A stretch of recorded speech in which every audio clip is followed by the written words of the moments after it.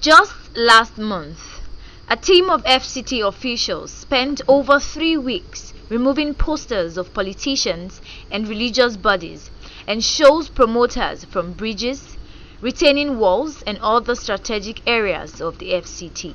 The exercise, according to the authority, cost the government a lot. Less than a month after, the defacing posters are back. A good look around bridges, street walls, bridge rails and so on. One can find posters of different churches pasted all over.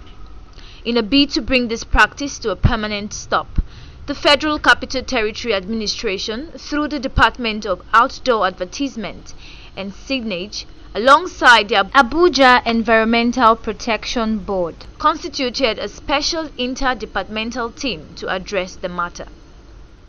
This phase of the exercise, headed by the Acting Director, DOAS, Engineer Richard Aderiwande, started with the Righteousness International Ministry, Gwarimpa, Abuja. The resident pastor, Mr. Israel Oguche, was arrested by the team. Mr. Oguche, who admitted to the crime, blamed it on ignorance while saying he is not the owner of the church. He was nevertheless apprehended and asked to pay a fine of 1 million naira into the single treasury account. For over a month now, FCT has been cleaning posters. We did that for almost 30 days. The whole of FCT, but we clean up all the posters. Go around, am I not right, gentlemen? Right. The whole place was neat. And then immediately we finish, a church that's supposed to be the one that should be an arbiter of orderliness and decency and obedience. You are the one pasting posters. So we are here today not only to speak to you, you are going with us to the office.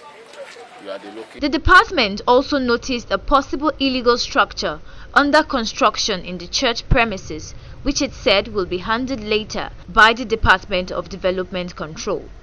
The team then moved through Airport Road axis with evident poster of Omega Fire Ministry on bridge pillars and retaining walls.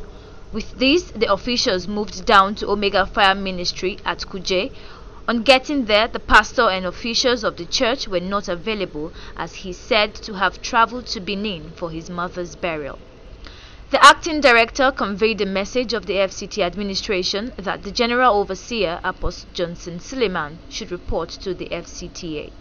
I've been directed to actually invite Apostle Johnson Suleiman to the office for explanations why they are continuing in this act of menace. Speaking to ITV News in an interview, the acting director explained further on the reason behind the exercise. The Honorable Minister FCT observed with dismay that after 1 month of laborious effort by FCT to clean up the city of political campaign posters, which was carried out by 3 to 4 weeks of last month, including this part of the 1 month included this March, this April, some people, particularly religious organizations, have begun again to start pasting posters on public facilities, particularly under the bridges of our vehicular bridges and the walls.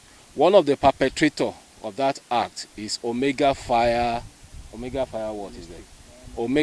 Ministry, whose general overseer is Apostle Johnson Suleiman. He also said the exercise will continue, while those found wanting will be arrested and penalized.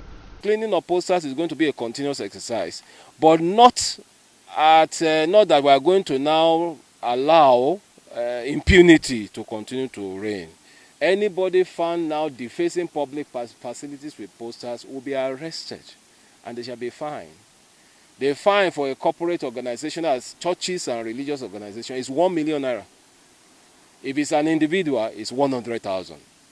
Efforts to speak to the arrested pastor prove abortive as he declined interview. The department is of the view that laws and ordinances are to be obeyed, especially by religious bodies which are considered places for obedience. Evi Egwari, ITV News, Abuja.